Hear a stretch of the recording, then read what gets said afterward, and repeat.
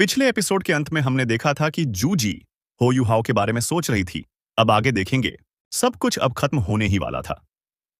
जैसे ही star Luo city आत्मसमर्पण करता, डुलुओ कॉन्टिनेंट का आखिरी बचा हुआ साम्राज्य भी उसके हाथों में आ जाता। जैसे ही वह स्टार लुओ एम्पायर पर कब्जा कर लेती, उसका मिशन पूरा हो जाता। पूरा महाद्वीप एकजुट हो जाता। ऐसा होने पर भले ही वह वापस आ भी जाता, तो ज्यादा से ज्यादा वह उसकी जान ही ले पाता। यहीं तक सोचते सोचते जूजी की आंखों में उदासी झलकने लगी। यूहाओ, क्या तुम्हें पता है, मुझे तुम्हारी वापसी से डर भी लगता है, लेकिन मैं तुम्हारी वापसी चाहती भी हूं। क्या तुम ठीक हो? 3 दिन बाद सन मून एम्पायर के कमांडर का टेंट। क्या स्टार लुओ सिटी से अब तक कोई जवाब नहीं आया है? जूजी अपनी कुर्सी पर बैठी हुई बोली और बेहद शक्तिशाली नजर आ रही थी। नहीं। उसके सामने घुटने टेक कर बैठे जनरल ने आदर से उत्तर दिया। पिछले 3 वर्षों की जंग में जूजी का अधिकार और भी मजबूत होता गया था। पूरा सन मून एम्पायर, चाहे आम लोग हों, विद्वान हों या अधिकारी, सभी वॉर गॉड एम्प्रेस की प्रशंसा करते थे। उसके शासन में सन मून एम्पायर बेहद स्थिर हो गया था।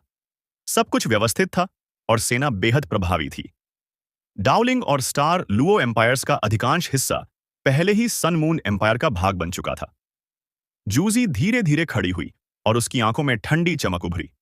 वाह, यह व्हाइट टाइगर ड्यूक वाकई काबिल है। मैंने तुम्हें कम आंका था। मेरा आदेश भेजो, उत्तरी शहर द्वार से हमला करो। मैं देखना चाहती हूं कि वे मेरी सेना के हमले को किससे रोकेंगे। जी हुक्म, सभी ने एक साथ जोर से जवाब दिया। वे सब बेहद उत्साहित थे। उनका सब्र अब जवाब दे चुका था। यह अपने लक्ष्य को हासिल करने का बेहतरीन मौका था। स्टार लुओ सिटी उनकी नजरों में बस एक कत्लखाना था।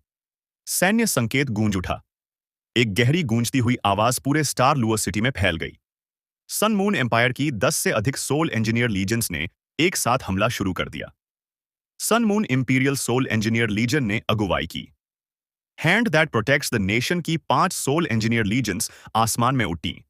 वे हवा में एक सुथरी फॉर्मेशन में खड़ी हो गईं और ठंडे भाव से स्टार लुओ सिटी को देखने लगीं। जमीन पर मौजूद बाकी सोल इंजीनियर लीजन्स भी पूरी ताकत से हमला करने के लिए तैयार थीं। हर तरह के लिंक्ड सोल टूल्स पहले ही सोल पावर का संचार शुरू कर चुके थे। दूसरे शब्दों में, वे लिंक्ड अटैक के लिए पूरी तरह तैयार थे। पिछले कुछ वर्षों के बदलावों के बाद अब फ्रंट लाइन पर साधारण सैनिकों का इस्तेमाल करने की जरूरत ही नहीं रह गई थी। शक्तिशाली सोल टूल्स के सामने शहर कुछ भी नहीं थे। यह बात स्टार लुओ सिटी जैसे शहर पर भी लागू होती थी। चाहे वह कितना ही मजबूत और टिकाऊ क्यों न हो, लिंक्ड सोल टूल्स के हमले को कैसे झेल पाता। स्टार लुओ सिटी की दीवारों के ऊपर सोल टूल्स चार्ज होते हुए दिखाई दे रहे थे। शहर की दीवारों के ऊपर और नीचे जूगे डिवाइन क्रॉसबो कैनन्स और कई तरह के अन्य सोल टूल्स तेजी से लगाए जा चुके थे। श्रेक की 3 सोल इंजीनियर लीजन्स भी हमला करने के लिए तैयार थीं। हैवी आर्टिलरी इंजीनियर लीजन के पास अब 500 से अधिक जूगे डिवाइन क्रॉसबो कैनन्स थे। यही युद्ध के दौरान सन मून एम्पायर को रोकने की मुख्य शक्ति थी।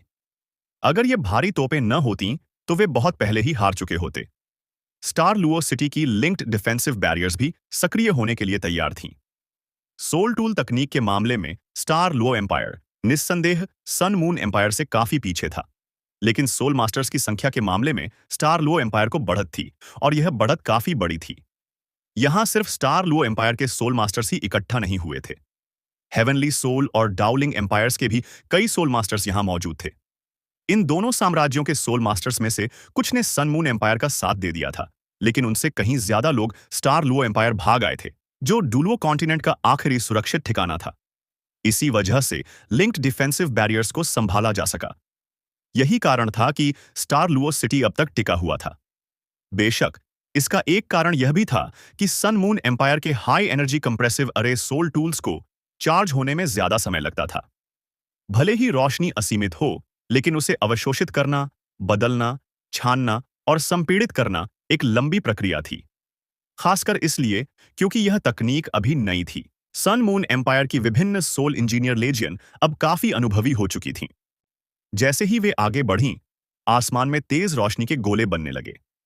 इस समय स्टार लुओ सिटी कुछ शांत और अकेला सा लग रहा था। सन मून एम्पायर की सेना की नजर में यह शहर की आखिरी तड़प थी, लेकिन यह एक बेकार कोशिश थी। Hand that protects the nation की सभी 5 सोल इंजीनियर लीजन्स आसमान में काफी ऊंचाई पर थीं। उन्हें 5 क्षेत्रों में बांटा गया था। आमतौर पर पहले हमले में उनकी जरूरत नहीं पड़ती थी। उनका मुख्य उद्देश्य पूरे युद्ध क्षेत्र पर नजर रखना था और जहां भी किसी हिस्से में कमी पड़े वहां सहायता देना था। जूजी कमांडर के टेंट के अंदर थी। टेंट के एक तरफ अलग अलग तरह के सोल टूल्स रखे थे। इन सोल टूल्स की स्क्रीन हवा में मौजूद निगरानी सोल टूल्स से जुड़ी थी, जो युद्ध क्षेत्र की सीधी तस्वीर दिखा रही थीं। इससे जूजी को लड़ाई का विश्लेषण करने और अपनी सेना को बेहतर ढंग से तैनात करने में मदद मिल रही थी।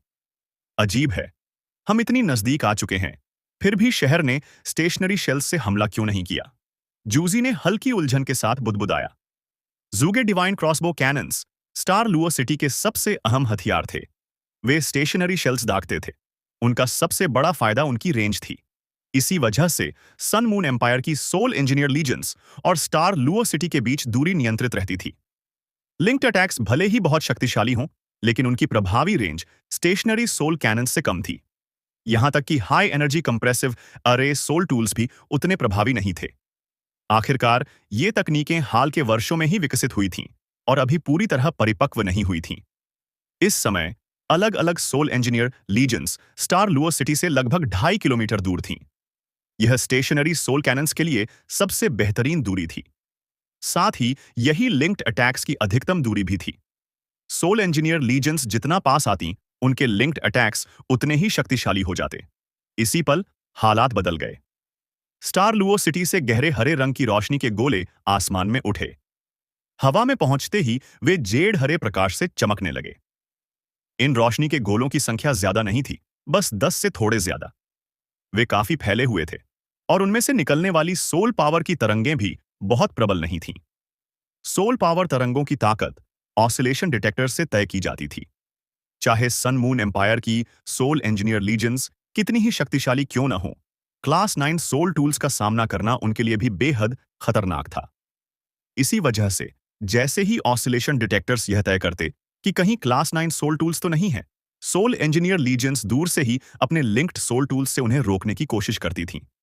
उनकी शक्ति को यथासंभव सीमित रखा जाता था। पिछले संघर्षों में इन क्लास 9 सोल टूल की ताकत साफ तौर पर देखने को मिली थी, लेकिन इस बार मामला अलग लग रहा था। उन चमकते हुए गोलों से आने वाली सोल पावर की तरंगें बहुत ज्यादा मजबूत नहीं थीं। सबसे शक्तिशाली तरंगें भी केवल क्लास 7 स्टेशनरी सोल कैनन की थीं। इस स्तर के हथियारों के सामने सबसे साधारण सोल इंजीनियर लीजन्स भी अपनी लिंक्ड डिफेंसिव बैरियर्स पर भरोसा कर सकती थीं। लिंक्ड ऑफेंसिव सोल टूल्स का चार्ज पूरा हो चुका था। Soul engineer legions star Luo city पर जबरदस्त हमला करने का इंतजार कर रही थीं। हालात का आकलन करने के बाद लेगियन कमांडर्स ने स्वाभाविक रूप से इंटरसेप्शन का आदेश नहीं दिया। उन्होंने सिर्फ अपनी डिफेंसिव बैरियर्स खोल दी। उनके लिए इतना ही काफी था, लेकिन जूजी को कुछ गड़बड़ महसूस हुई। वह अचानक चिल्लाया, जल्दी करो, इंटरसेप्शन का आदेश दो। वह इतना ही कह पाई थी कि अचानक उसकी शक्ल गंभीर हो गई और उसने सामने लगी स्क्रीन की ओर देखा, क्योंकि उसका आदेश बहुत देर से आया था। जैसे ही वे जेड हरे रोशनी के गोले सोल इंजीनियर लीजन्स के पास पहुंचे, वे फट गए। हरे प्रकाश की किरणें हवा में बिखर गईं। इसके तुरंत बाद जूजी ने हैरानी से देखा कि उसके सामने मौजूद कई स्क्रीन विकृत तस्वीरें दिखाने लगीं। ये क्या हो रहा है? जूजी चौंक गई। बाकी जनरल भी स्तब्ध रह गए। उन्होंने ऐसा कुछ पहले कभी नहीं देखा था। युद्ध क्षेत्र में मौजूद सोल इंजीनियर लीजन्स और भी ज्यादा हैरान थीं। जैसे ही जेड हरे प्रकाश ने आसमान को रोशन किया, सन मून एम्पायर की सोल इंजीनियर लीजन्स द्वारा खड़ी की गई डिफेंसिव बैरियर्स तेजी से टूटने लगीं। पहले से जमा किए गए लिंक्ड अटैक्स पूरी तरह अस्त व्यस्त हो गए। रोशनी की धाराएं आसमान में उठीं, लेकिन वे बेहद बिखरी हुई थीं। वे अभी भी हमले के लिए सही दूरी पर नहीं थे। भले ही वे 1-2 हमले कर भी देते, तो भी वे कोई खास खतरा पैदा नहीं कर सकते थे। जब ये लिंक्ड अटैक्स बिखर गए, तो सोल इंजीनियर लीजन्स को झटका लगा कि वे अब न तो लिंक्ड अटैक्स बना पा रहे थे और न ही लिंक्ड डिफेंसेस। एक पल में जो सन मून एम्पायर की सोल इंजीनियर लीजन्स हमेशा अजेय लगती थीं, वे पूरी तरह भ्रमित हो गईं। स्वानजीवेन शहर की दीवारों के ऊपर खड़ा था, पूरे घमंड के साथ। उसके चेहरे पर ठंडी मुस्कान थी। लिंक्ड सोल टूल्स खास इसलिए होते हैं क्योंकि वे आपस में जुड़े होते हैं। एक जैसी फ्रीक्वेंसी वाले सोल टूल्स आपस में जुड़कर हमला या रक्षा करते हैं। लेकिन अगर मैं इन फ्रीक्वेंसीज को बिगाड़ दूं, तो क्या होगा? अगर सब कुछ गड़बड़ हो जाए तो क्या होगा? मैं देखना चाहता हूं कि तब भी तुम लिंक्ड अटैक्स या डिफेंसेस चला पाओगे या नहीं। यही तुम्हारी सबसे बड़ी ताकत थी, और अब तुम इसे खोने वाले हो। हाँ, यही श्वान जीवन की सबसे नई रिसर्च थी। यह ऐसी चीज थी जो युद्ध का रुख बदल सकती थी। टैंक सेक्ट के सोल टूल हॉल के हॉल मास्टर और पूरे डुलुओ कॉन्टिनेंट के सबसे शक्तिशाली क्लास 9 सोल इंजीनियर के रूप में श्वानजीवन अच्छी तरह जानता था कि वह सन मून एम्पायर की सीधी टक्कर में बराबरी नहीं कर सकता। ऐसे हालात में स्थिति को कैसे बदला जाए, उसकी नजर इसी दिशा में थी। सन मून एम्पायर की सबसे बड़ी ताकत लिंक्ड सोल टूल्स से आती थी। एक बार जब वे लिंक्ड हो जाते और उन्हें चलाने वाली सोल इंजीनियर लीजन्स पर्याप्त मजबूत होती, तो वे अल्टीमेट डुलुओ से भी नहीं डरते थे। लेकिन अगर कोई लिंक ही ना रहे, तो क्या होगा? क्या ये सोल इंजीनियर्स अपनी ताकत एक साथ जोड़ पाएंगे? उनकी लड़ने की क्षमता बहुत ज्यादा गिर जाएगी। एक सोल इंजीनियर, जब तक वह क्लास 9 न हो, किसी भी हाल में टाइटल्ड डुलुओ से लड़ नहीं सकता। सनमून एम्पायर के पास काफी संख्या में क्लास 9 सोल इंजीनियर्स थे, लेकिन फिर भी यह संख्या तीनों साम्राज्यों के टाइटल्ड डुलुओ की संख्या से कम थी। इसके अलावा बिना किसी लिंक्ड अटैक या लिंक्ड डिफेंस के सनमून एम्पायर की सोल इंजीनियर लीजेंड्स अब अजेय नहीं रहीं। इसी वजह से स्वान जीवेन ने लिंक्ड सोल टूल्स को नष्ट करने पर रिसर्च करने का फैसला किया। कुछ समय पहले ही उसे आखिरकार सफलता मिल गई थी, और उसने अपने विचार को हकीकत में बदल दिया था। टैंक सेक्ट के सभी एडवांस्ड टियर सोल इंजीनियर्स अब ऐसे खास सोल टूल्स के निर्माण में जुटे हुए थे। उसने इन्हें स्टेशनरी इंटरफेरेंस शेल्स नाम देने का निर्णय लिया। इनमें स्टेशनरी शेल्स की लंबी दूरी वाली खासियत थी। साथ ही ये एक बहुत बड़े क्षेत्र को कवर कर सकते थे और लंबे समय तक असर बनाए रख सकते थे। स्टेशनरी इंटरफेरेंस शेल्स हर दिशा में असर डालने वाले उपकरण थे। ये बहुत शक्तिशाली लेकिन अव्यवस्थित अंडुलेशंस पैदा करते थे, जो सन मून एम्पायर के एरियल सर्वेलेंस सोल टूल्स को बाधित करने के लिए काफी थे।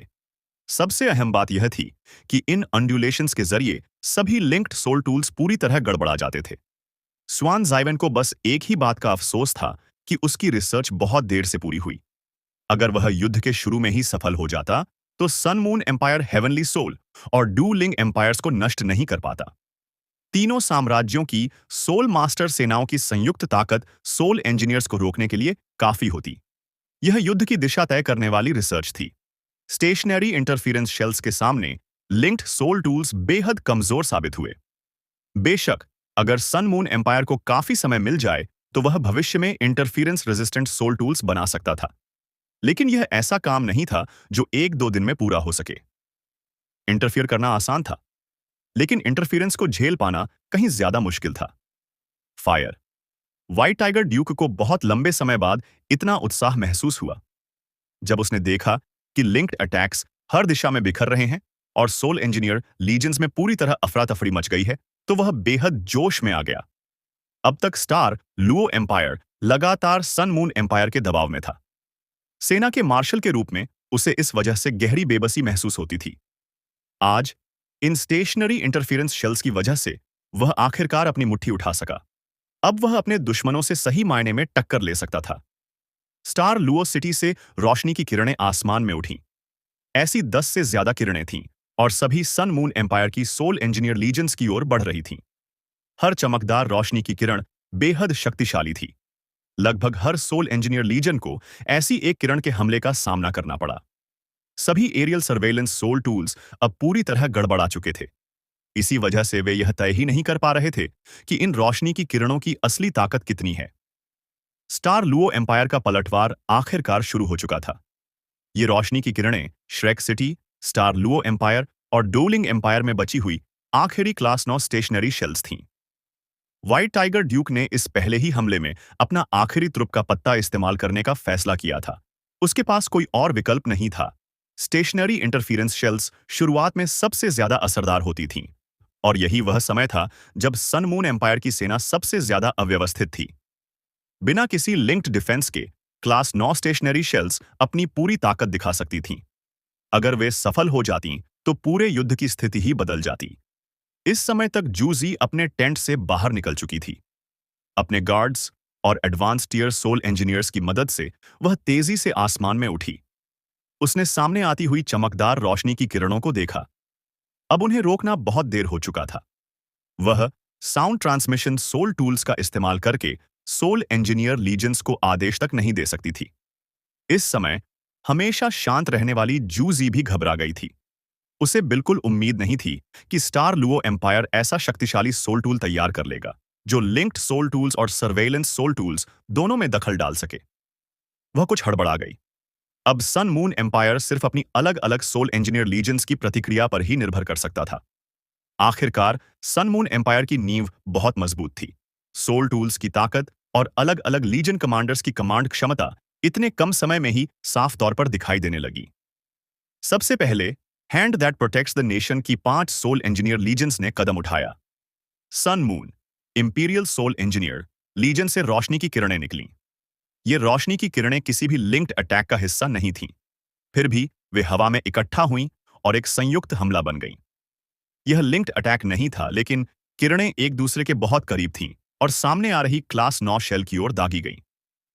सन moon imperial soul engineer legion निस्संदेह इस समय दुनिया की सबसे शक्तिशाली ताकतों में से एक थी। हर सोल इंजीनियर की कल्टीवेशन क्लास 9 थी।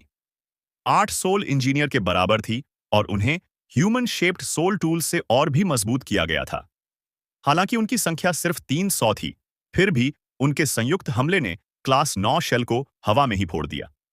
साथ ही इन सभी सोल इंजीनियर्स ने अपनी अपनी प्रोटेक्टिव बैरियर्स सक्रिय कर लीं। उन्होंने शॉकवेव्स को झेला और अपनी जगह पर डटे रहे। बाकी 4 बीस्ट लॉर्ड स्तर की सोल इंजीनियर लीजेंस ने भी यही तरीका अपनाया। वे सभी अलग अलग दिशाओं में थीं और हर एक के सामने एक क्लास 9 शेल थी। Fire phoenix soul engineer legion ने एक क्लास 9 शेल को सफलतापूर्वक गिरा दिया, लेकिन उनकी कुल क्षमता sun moon imperial soul engineer legion से फिर भी कम थी। शॉक वेव्स की वजह से कुछ सोल इंजीनियर उछलकर दूर जा गिरे। लगभग 100 लोग आसमान से नीचे गिर पड़े। ये सभी लेजियन के आगे खड़े थे। Terror claw soul engineer legion की हालत भी fire phoenix soul engineer legion जैसी ही रही। वे हमेशा अपनी डिफेंस के लिए जाने जाते थे। फिर भी उनमें से 50 से 60 लोग नीचे गिर पड़े। लेकिन ईविल-आइड टायरेंट और imperial dragon soul engineer legions की हालत और भी खराब थी। Evil eyed tyrant soul engineer legion अपनी रफ्तार के लिए मशहूर थी। इसके अलावा इसे पहले हुओ युहाओ और तंग वुतोंग बुरी तरह हरा चुके थे। हालांकि उनके सदस्य जल्दी बदल दिए गए थे, लेकिन नए सदस्य पहले जितने सक्षम नहीं थे। Imperial dragon soul engineer legion की स्थिति भी evil tyrant soul engineer legion जैसी ही थी। यह शाही परिवार के अधीन थी। जूजी के सत्ता में आने के बाद उसने शाही परिवार को दबा दिया था। साथ ही कई साल पहले हुए भारी नुकसान और लीजन कमांडर की मौत के कारण यह लीजन पहले जैसी शक्तिशाली नहीं रही थी। इसी वजह से दोनों सोल इंजीनियर लीजन्स अचानक हुए हमले में बुरी तरह प्रभावित हुईं। उनके सिर्फ 1/3 सोल इंजीनियर्स ही बच पाए। जमीन पर हालात और भी ज्यादा भयावह थे। साधारण soul engineers hand that protects the nation की लीजन्स के मुकाबले बहुत कमजोर थे। भले ही उनमें से कुछ ने विरोध करने की कोशिश की, लेकिन स्टेशनरी इंटरफेरेंस शेल्स के असर में निशाना साधना उनके लिए बेहद मुश्किल था। चमकदार रोशनी के गोले हवा में फटते चले गए। एक भयानक ऊर्जा तूफान तुरंत फैल गया, लेकिन जैसे ही यह धमाकों का दौर शुरू हुआ, दूर से 8 रोशनी की किरणें भी निकल पड़ीं। उन्होंने हवा में एक बैरियर बना लिया, जिसने कुछ सोल इंजीनियर्स को बचा लिया। Stationary interference shells linked soul tools को तो बाधित कर सकती थीं, लेकिन वे किसी एक अकेले सोल टूल के अटैक और डिफेंस को प्रभावित नहीं कर सकती थीं। ये 8 रोशनी की किरणें सन मून एम्पायर की सेना द्वारा लाए गए high energy compression array soul tools से आई थीं। इन सोल टूल्स को सीधे कॉन्ग डेमिंग चला रहा था। जैसे ही उसने स्टेशनरी इंटरफेरेंस शेल्स के डरावने असर को देखा, उसने तुरंत प्रतिक्रिया दी। हालांकि वह एरियल सर्वेलेंस सोल टूल्स के जरिए उनकी सही जगह नहीं जान पा रहा था, लेकिन उसने अपने अनुभव और याददाश्त के भरोसे कंप्रेशन अरे सोल टूल्स को तेजी से सक्रिय कर दिया। ये सोल टूल्स हमला और रक्षा दोनों कर सकते थे, और इस समय उसने इन्हें रक्षा के लिए इस्तेमाल किया। इसका कारण यह था कि इस समय कोई भी हमला बेकार होता, क्योंकि स्टार लुओ सिटी अभी भी काफी दूर था। स्टेशनरी शेल्स को रोकने के लिए सटीकता चाहिए थी, लेकिन एरियल सर्वेलेंस सोल टूल्स काम नहीं कर रहे थे। इसलिए इस समय कंप्रेशन अरे सोल टूल्स से रक्षा करना सबसे सही विकल्प था। कॉन्ग डेमिंग द्वारा सही समय पर सोल टूल्स का इस्तेमाल सन मून एम्पायर के लिए किसी वरदान से कम नहीं था। भयानक धमाकों ने पूरे आसमान को हिला दिया। स्टार लुओ सिटी के चारों ओर अलग अलग रंगों की रोशनियां चमक उठीं। गूंजती हुई आवाजों से सैनिकों की सुनने की क्षमता कुछ समय के लिए चली गई। यहां तक कि सूरज की रोशनी भी मंद पड़ गई और आसमान तरह तरह के रंगों से भर गया। धमाकों की यह श्रृंखला 15 मिनट तक चली, फिर धीरे धीरे थम गई। युद्ध शुरू होने के बाद से यह शायद सबसे ज्यादा भयानक पल था। एक साथ दर्जन भर क्लास 9 स्टेशनरी शेल दागी गई थीं। यह कितना डरावना था। यहां तक कि सन मून एम्पायर भी इतनी भारी कीमत चुकाकर हमला नहीं कर सकता था। 15 मिनट बाद युद्ध क्षेत्र फिर से साफ दिखाई देने लगा। कंप्रेशन अरे सोल टूल्स की डिफेंसिव ताकत काफी प्रभावशाली थी। हालांकि प्रोटेक्टिव बैरियर्स इतनी सारी क्लास 9 शेल्स के सामने सोल इंजीनियर्स को पूरी तरह नहीं बचा सकीं, फिर भी उन्होंने काफी हद तक नुकसान कम कर दिया। 4 प्रोटेक्टिव बैरियर्स पूरी तरह सुरक्षित रहीं, बाकी 4 पूरी तरह टूट गईं। जमीन पर पहले मौजूद 12 सोल इंजीनियर लीजेंस में से 5 पूरी तरह नष्ट हो चुकी थीं। बाकी 7 सोल इंजीनियर लीजेंस को भी भारी नुकसान पहुंचा था। इस हमले के दौर में सन मून एम्पायर की सोल इंजीनियर लीजेंस ने अपनी कुल लड़ाकू ताकत का 1/3 हिस्सा खो दिया। यह युद्ध शुरू होने के बाद से उनका सबसे बड़ा नुकसान था। जूजी हवा में स्थिर तैरते हुए अपनी मुट्ठियां जोर से भींचे हुए थी। यहां तक कि जब ऊर्जा तूफान अपने चरम पर था, तब भी वह नीचे नहीं उतरी। उसे बिल्कुल उम्मीद नहीं थी कि हालात इस तरह बदल जाएंगे। स्टार लुओ एम्पायर ने सिर्फ एक सोल टूल के सहारे पूरे हालात को बदल दिया था। इसकी वजह से जूजी को भारी नुकसान उठाना पड़ा। सिर्फ उसकी सोल इंजीनियर लीजेंस ने अपनी लड़ाकू ताकत का 1/3 हिस्सा ही नहीं खोया, बल्कि उन्हें बचाने की प्रक्रिया में 8 कंप्रेशन अरे सोल टूल्स भी पूरी तरह खत्म हो गए। यही वजह थी कि नुकसान को किसी तरह न्यूनतम रखा जा सका। जूजी के पास उड़कर पहुंचे सभी जनरल इस समय चेहरे से बिल्कुल फीके पड़ चुके थे। जूजी ने दांत भींचते हुए कहा, पीछे हटो। हालांकि वह जानती थी कि स्टार लू सिटी ऐसा हमला दोबारा नहीं कर पाएगा, लेकिन इस समय उसके पास कोई और रास्ता नहीं था।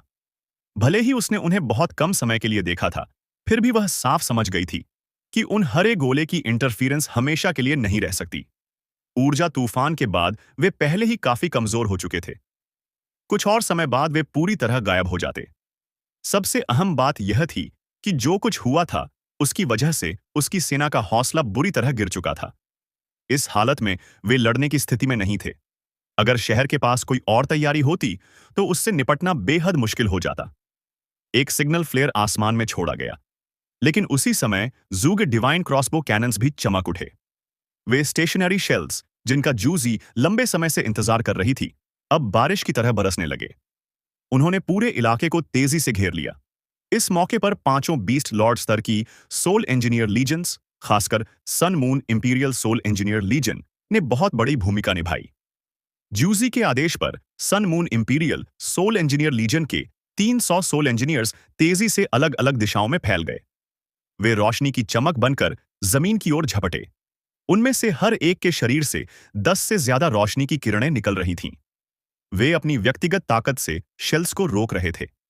आसमान में चकाचौंध करने वाले आतिशबाजी जैसे नजारे दिखाई देने लगे। तेज रोशनियां चमक उठीं। हर बार जब रोशनी का धमाका होता तो देखने वाला पल भर के लिए मंत्रमुग्ध हो जाता। बाकी बीस्ट लॉर्ड स्तर की सोल इंजीनियर लीजेंस ने भी तुरंत प्रतिक्रिया दी। इस समय वे अपने साथियों की मौत का शोक मनाने का समय नहीं निकाल सकते थे। वे सब आगे आए और स्टेशनरी शेल्स को रोकने में मदद करने लगे। युद्ध कई सालों से चल रहा था। स्टार लुओ सिटी के भंडार भी सीमित थे। इस हमले के बाद सन मून एम्पायर की सोल इंजीनियर लीजेंस आखिरकार अपनी आक्रामक सीमा से बाहर हो गईं, लेकिन वे अपने पीछे 400 से ज्यादा लाशें छोड़ गईं। सन मून एम्पायर के सोल इंजीनियर्स को पीछे हटते देख शहर की दीवारों पर मौजूद सभी लोग खुशी से चिल्ला उठे। सन मून एम्पायर के लिए यह एक ऐसा अनुभव था जो पहले कभी नहीं हुआ था, और स्टार लुओ एम्पायर के लिए भी यह एक अभूतपूर्व जीत थी। जीत ने सभी को जोश से भर दिया। श्वानजीवेन का चेहरा तक लाल हो गया था। उसके स्टेशनरी इंटरफेरेंस शेल्स ने असली लड़ाई में अपनी प्रभावशीलता साबित कर दी थी। व्हाइट टाइगर ड्यूक भी बेहद उत्साहित था। सन मून एम्पायर को पहुंचा नुकसान उसकी उम्मीद से कहीं ज्यादा था। काश हाई एनर्जी कंप्रेशन अरे सोल टूल्स द्वारा खड़ी की गई प्रोटेक्टिव बैरियर्स मौजूद न होती। ऐसा होता तो जमीन पर मौजूद सोल इंजीनियर लीजेंड्स पूरी तरह मिटा दी जाती। फिर भी यह काफी था। भले ही सोल टूल्स के मामले में स्टार लुओ सिटी के भंडार काफी घट चुके थे, लेकिन यह याद रखना जरूरी था कि यहां बड़ी संख्या में सोल मास्टर्स मौजूद थे। जब तक स्टेशनरी इंटरफेरेंस शेल्स थीं, तब तक उनकी अहमियत बनी रहेगी। आसमान में भयानक धमाके होते रहे। हर रोशनी की किरण चमकदार लकीरों में बदल रही थी। लड़ाई एक गतिरोध की स्थिति में पहुंच गई, लेकिन युद्ध क्षेत्र पूरी तरह तबाही में बदल चुका था। जो सोल इंजीनियर्स ऊर्जा तूफान में फंस गए थे, उनके बचने की कोई संभावना नहीं थी। उनकी लाशें तक नहीं बचीं। यही सोल टूल्स से लड़ी जाने वाली जंग की निर्दयता थी। सन मून एम्पायर के कमांडर का टेंट। जूजी 15 मिनट तक बिल्कुल चुप और फीकी पड़ी रही। इसके बाद उसने आदेशों की एक श्रृंखला जारी की। सभी क्लास 9 सोल इंजीनियर्स कमांडर के टेंट में इकट्ठा हुए, जिनमें कॉन्ग डेमिंग भी शामिल था। इस बार हम तैयार नहीं थे। ऐसा दोबारा नहीं होना चाहिए। वर्शिप्ड, हम कल फिर लड़ेंगे। उन इंटरफेरेंस शेल्स से निपटने की जिम्मेदारी आप पर है। कल हालात आज जैसे नहीं होने चाहिए। जूजी ने क्लास 9 सोल इंजीनियर से कहा। कॉन्ग डेमिंग ने भौहें सिकोड़ते हुए कहा, मुझे उम्मीद नहीं थी कि स्टार लुओ एम्पायर ऐसा सोल टूल बना लेगा। उन इंटरफेरेंस शेल्स की वजह से हमारी ताकत वाकई बहुत कमजोर हो गई है। मैंने जांच की है। वे इंटरफेरेंस अंजुलेशंस 30 मिनट से भी ज्यादा समय तक रह सकती हैं। हालांकि इन्हें बनाना सस्ता नहीं है, लेकिन इनकी ताकत क्लास 7 स्टेशनरी शेल्स के बराबर है। स्टार लुओ एम्पायर की क्षमता को देखते हुए वे इन्हें अब भी बड़ी संख्या में बना सकते हैं। ये शेल्स बहुत बड़े क्षेत्र को भी कवर कर सकती हैं। इसी वजह से हमने पहले ऐसा दृश्य देखा। अगर इंटरफेरेंस से पूरी तरह बचना चाहें, तो फिलहाल यह नामुमकिन है। हमारे लिंक्ड सोल टूल्स अब भी प्रभावित होंगे। इस समय हमारे पास सबसे अच्छा विकल्प स्टेशनरी सोल टूल्स का इस्तेमाल करना है। जूजी ने सिर हिलाते हुए कहा, नहीं, हमारे पास समय नहीं है। पिछले कुछ वर्षों में स्टेशनरी सोल टूल्स पर हमारी रिसर्च कम हो गई है। हमारे पास पर्याप्त स्टेशनरी शेल्स तैनात करने का समय नहीं है। हम सिर्फ अपनी मौजूदा ताकत पर ही निर्भर कर सकते हैं। व्हाइट टाइगर ड्यूक, मैं सच में देखना चाहती हूं कि क्या तुम उन इंटरफेरेंस शेल्स के सहारे सन मून एम्पायर की सेना को रोक पाओगे। एल्डर कॉन्ग, मुझे चाहिए कि आप खुद sun moon imperial soul engineer legion की अगुवाई करें। आप क्या सोचते हैं। कॉन्ग डेमिंग ने चुपचाप सिर हिला दिया। Sun moon imperial soul engineer legion वाकई बेहद शक्तिशाली थी, लेकिन इस ताकत के पीछे कुछ छिपी हुई समस्याएं भी थीं। ह्यूमन शेप्ड सोल टूल्स को चलाने के लिए बेहद ज्यादा स्पिरिचुअल पावर चाहिए होती थी। लीजन के मौजूदा सदस्यों के लिए यह सामान्य तरीके से संभव नहीं था। फिर भी यह लीजन इतनी शक्तिशाली कैसे थी। इसकी वजह यह थी कि कॉन्ग डेमिंग ने एक गुप्त तरीका विकसित किया था, जिसमें कीमत के तौर पर लाइफ एनर्जी को खर्च किया जाता था। इससे सोल इंजीनियर्स की स्पिरिचुअल पावर बहुत ज्यादा बढ़ जाती थी। इसी कारण sun moon imperial soul engineer legion के सोल इंजीनियर्स की असली व्यक्तिगत क्षमता सिर्फ 5 या 6 रिंग्स के आसपास थी। वे ह्यूमन शेप्ड सोल टूल्स की मदद से 8 रिंग्ड सोल मास्टर्स जितने शक्तिशाली बन पाते थे, लेकिन इसकी कीमत यह थी कि उनकी उम्र साधारण सोल मास्टर से कहीं कम होती थी। उनमें से कोई भी 50 साल से ज्यादा नहीं जी पाता था। साथ ही अपनी ताकत और अत्यधिक बढ़ी हुई स्पिरिचुअल पावर की वजह से वे बेहद घमंडी भी थे। जब तक कोई व्यक्ति बहुत शक्तिशाली न हो, वह इस लीजन को नियंत्रित नहीं कर सकता था। इस लीजन की असली लड़ाकू ताकत सिर्फ कॉन्ग डेमिंग के नियंत्रण में ही पूरी तरह सामने आ सकती थी। सन मून एम्पायर के लिंक्ड सोल टूल्स खोने के बाद यह बात और भी ज्यादा अहम हो गई थी। लिंक्ड सोल टूल्स के बिना उन्हें अपनी शुद्ध ताकत के सहारे ही लड़ना था। जूजी को नहीं लगता था कि स्टार लुओ सिटी सिर्फ उन इंटरफेरेंस शेल्स के दम पर सन मून एम्पायर की सेना को रोक पाएगा। आखिरकार पिछले कुछ वर्षों में सन मून एम्पायर की कुल क्षमता बहुत ज्यादा बढ़ चुकी थी। साम्राज्य ने अपनी सैन्य शक्ति का जमकर प्रदर्शन किया था। उसके पास अब 3 मिलियन से भी ज्यादा सैनिक थे। इनमें से 10 लाख से ज्यादा को इस युद्ध में झोंक दिया गया था। यह संख्या स्टार लुओ एम्पायर से कम दोगुनी थी। इसके अलावा उनके पास कई soul engineer legions, soul tools और सोल फॉर्मेशंस थीं। स्टार लुओ सिटी के पास जीतने का कोई मौका नहीं था, जब तक शहर के पास बहुत बड़ी संख्या में क्लास 9 शेल्स न हो, लेकिन ऐसा होना असंभव था।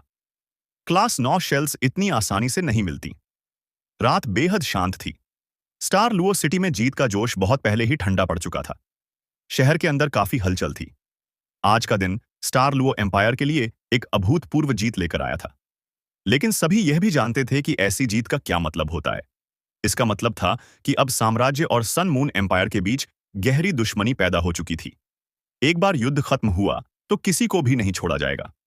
मौजूदा हालात में स्टार लुओ एम्पायर के सभी लोग एकजुट थे। इंटरफिरेंस शेल्स के साथ आखिरी सांस तक लड़ने से ही उनके बचने की थोड़ी सी उम्मीद थी। यही उनका इकलौता मौका था। सू जावे पूरी रात सो नहीं पाया।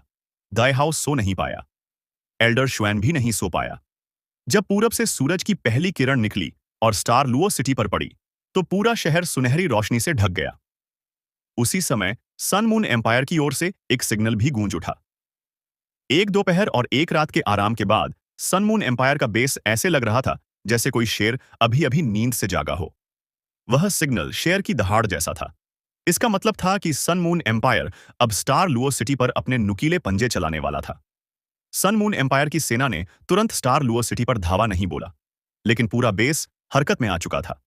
स्टार लुओ सिटी से देखने पर साफ दिख रहा था कि वे अपनी सोल टूल फॉर्मेशंस को तोड़ रहे थे। इसका सिर्फ दो मतलब हो सकता था, या तो वे पीछे हट रहे थे या फिर वे हमला करने वाले थे। शहर की दीवार के ऊपर खड़ा व्हाइट टाइगर ड्यूक बेहद गंभीर नजर आ रहा था। सन मून एम्पायर साफ तौर पर पूरी ताकत झोंकने वाला था। वह पीछे हटने वाला नहीं था। सोल फॉर्मेशंस को इसलिए हटाया जा रहा था ताकि उन्हें आगे बढ़ाया जा सके। स्टार लुओ सिटी पर हमला होना तय था और सोल फॉर्मेशंस उनकी सोल इंजीनियर लीजेंस की रक्षा के लिए थीं। इसमें कोई शक नहीं था कि सन मून एम्पायर दया दिखाने वाला नहीं था। अगर सारी सोल फॉर्मेशंस नष्ट हो जाती तो सन मून एम्पायर के लिए हालात बेहद भयावह हो जाते। लेकिन क्या ऐसा संभव था? 10 लाख सैनिकों की सेना एक साथ स्टार लुओ सिटी की ओर बढ़ रही थी। यह ऐसा लग रहा था मानो एक विशाल पार्ट धीरे धीरे घूम रहा हो और उसकी गति बढ़ती जा रही हो। यह पार्ट स्टार लुओ सिटी को पीस कर राख बना देने वाला था। अब स्टार लुओ सिटी के लोगों के पास कोई और रास्ता नहीं था। वे सिर्फ लड़ने की तैयारी कर सकते थे। अगर वे जीत गए तो शायद जिंदा रह पाएंगे, लेकिन अगर हार गए तो उनका अंत तय था। तो चलिए इस वीडियो को यहीं समाप्त करते हैं। अगर वीडियो अच्छी लगी हो तो लाइक जरूर करें, अपने विचार कमेंट में लिखें और आने वाले नए एपिसोड के लिए चैनल को जरूर सब्सक्राइब करें। अगले वीडियो में फिर मुलाकात होगी। धन्यवाद।